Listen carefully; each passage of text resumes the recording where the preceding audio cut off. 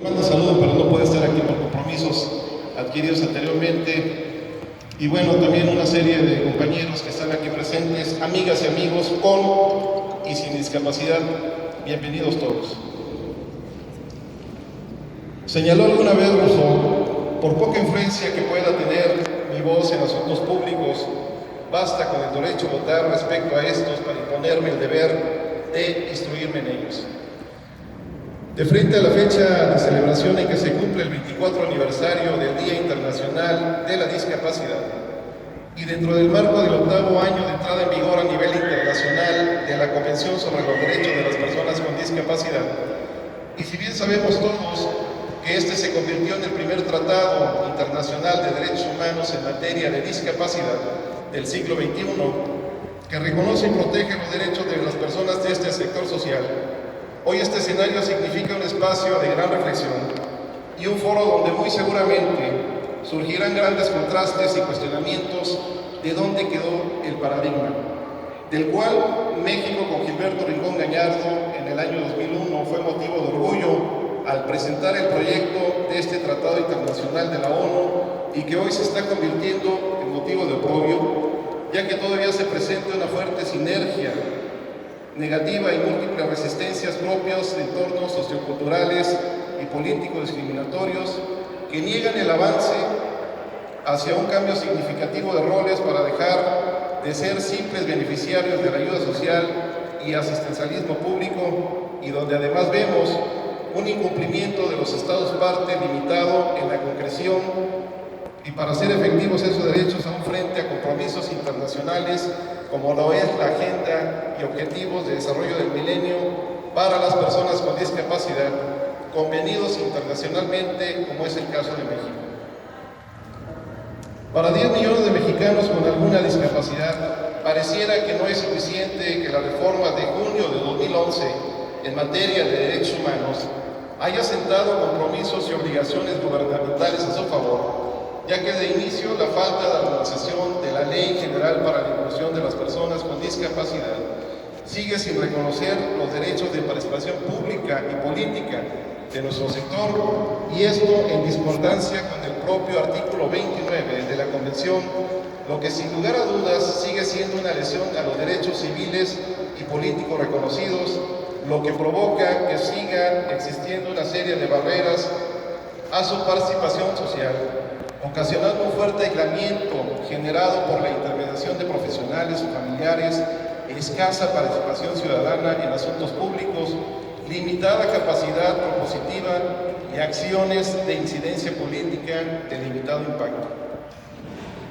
En este sentido, el Informe Mundial sobre la Discapacidad 2011 de la OMS y del Banco Mundial ya reconocía obstáculos discapacitantes al abordar el tema de consulta y participación. Esto, desde luego, se traduce en una abierta exclusión de muchas personas con discapacidad en el asunto y la toma de decisiones, que afectan directamente sus vidas, como el no poder decidir sobre los apoyos de programas sociales, y en el mejor de los casos, cuando se invitan a participar en procesos informativos o de intercambio, estos son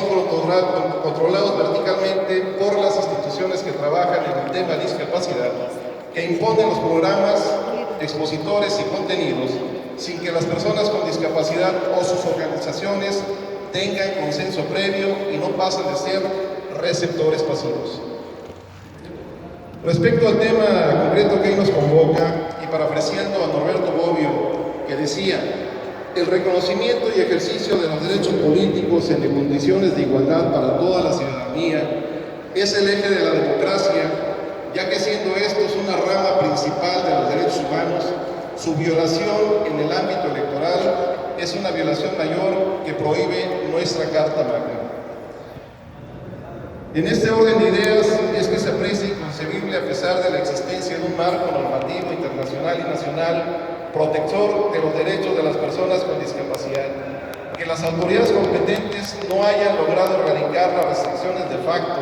que se presentan en la praxis que se da en cuanto a los incisos primero y segundo del artículo 35 constitucional,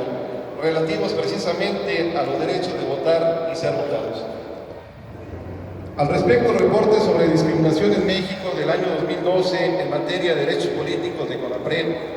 Reconoce la existencia de conductas que atentan contra la dignidad de las personas, entorno intimidatorio, hostil, degradante u ofensivo, debido a la discapacidad que ésta posee, además de la carencia de acciones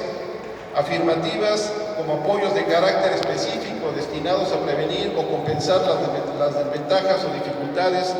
que tienen al momento de su incorporación y participación en el ámbito de la política. Los avances y estrategias de las autoridades, sobre todo del Instituto Nacional Electoral,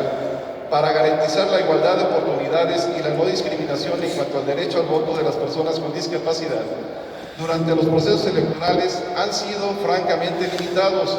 y solo son algunas medidas para facilitar el acceso a las casillas, adoptar o adaptar el mobiliario, y hasta el proceso electoral del año 2006 se usaron mamparas especiales para facilitar el voto de personas en silla de ruedas y de talla baja. Por otro lado, cabe reconocer que han existido estrategias gubernamentales como la implementación del modelo de educación y participación democrática o el denominado Acuerdo Nacional por los Derechos Políticos de las Personas con Discapacidad, suscrito por todos los partidos políticos con registro nacional en el año 2010 y ante el entonces Instituto Federal Electoral. Lo que tampoco ha sido suficiente, dado que los programas no logran impactar o motivar a este sector que por años han mantenido bajo un modelo asistencialista, paternalista, utilizados para efectos proselitistas y clientelares muchas veces, y los segundos, es decir, los partidos políticos, propiamente la cúpula de algunos de estos, todavía presentan por sí mismas la muralla más fuerte que no le apuesta a la capacitación política ni al empoderamiento de este sector, y no han reformado estatutos, ni permiten piso parejo entre militantes con y sin discapacidad, y sobre todo no permiten una verdadera democracia y procesos internos incluyentes, ni mucho menos hablar de introducir una perspectiva de discapacidad que ceda un número determinado de candidaturas o una cuota al momento de participar en espacios de representación popular. Y que en este último punto vale la pena señalar que si bien han existido algunas personas con discapacidad en espacios de representación popular, incluso a nivel federal, y que pudiera sonar como un aliciente o buena noticia, que sin embargo se ve nublada, porque los mismos, al ejercer el cargo, no lo hacen reivindicando con claridad los derechos de su sector, o su designación obedece más bien a un ejercicio de cooptación y no de inclusión política. Para nuestro Movimiento Nacional por la Inclusión y Democracia de cara al próximo Día Internacional de las Personas con Discapacidad, estamos convencidos de la necesidad de articular acciones de incidencia política verdaderamente objetivas, que garanticen a nuestro sector social el disfrute de sus derechos y desarrolle su valioso potencial y lograr sin cortapisas ni limitaciones, medidas para cortar la enorme brecha entre los compromisos internacionales adoptados por México y las acciones pendientes en esta materia. A este respecto debo señalar que la lucha por el reconocimiento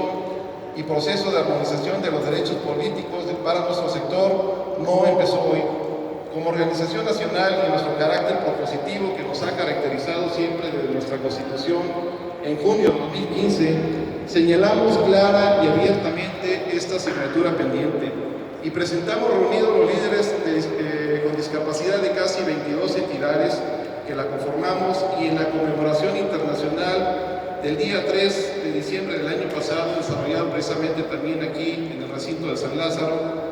una propuesta social que entregamos a través de la Comisión de Derechos Humanos y que tuvo a bien turnar a la Comisión de Atención a Grupos Vulnerables de esta legislatura,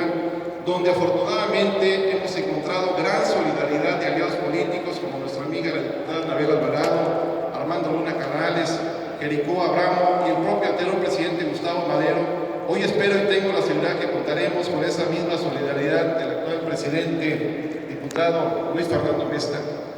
y quienes en su momento tomaron en cuenta y bajo su responsabilidad legislativa estos derechos, las inquietudes y las contribuciones de las personas con discapacidad, que una vez analizadas conforme a sus atribuciones, han determinado, como todos sabemos, la aprobación del dictamen de la comisión señalada, a las iniciativas con proyecto de decreto por las que se adiciona el capítulo 10 bis y los artículos 32 bis y 32 ter de la Ley General para la Inclusión de las Personas con Discapacidad, y con lo que se pretende precisamente el reconocimiento de los derechos políticos a favor de nuestro colectivo. Sin embargo, estamos conscientes que se tiene un largo proceso legislativo y que estos derechos, hasta su total aprobación y armonización en la Ley General con respecto de la Convención Internacional, y a efecto de que se encuentren resguardados legalmente, y con ello no existan regresiones y más bien se den medidas afirmativas en las leyes electorales y en sucesivos y próximos procesos electorales, y por ello la urgencia de la adecuación de la norma en términos del presente decreto. Por lo anterior, nuestro movimiento nacional, y dentro del marco de buena voluntad que representa esta próxima conmemoración internacional, hace un llamado a la solidaridad de la sociedad en su conjunto, pero de manera concreta a todos los legisladores y las legisladoras de todos los partidos políticos representadas en esta honorable legislatura federal, a que juntos nos esforcemos por alcanzar los objetivos de la Convención de las Naciones Unidas sobre los derechos de las personas con discapacidad y eliminar la discriminación y la exclusión para crear sociedades que valoren la diversidad y la inclusión.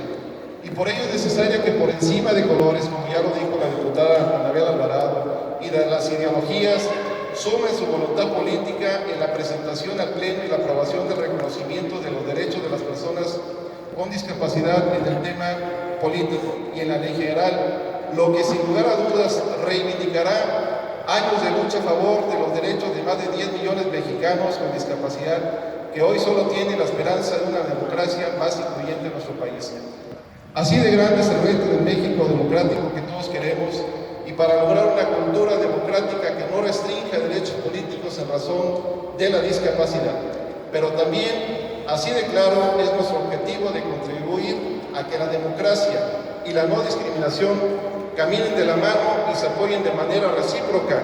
para lograr lo que tanto anhelamos en nuestro país, que es precisamente una democracia incluyente para todos. Muchas gracias, agradezco su atención. Muchas gracias, señor licenciado Alberto López. A continuación, para dirigir su mensaje y llevar a cabo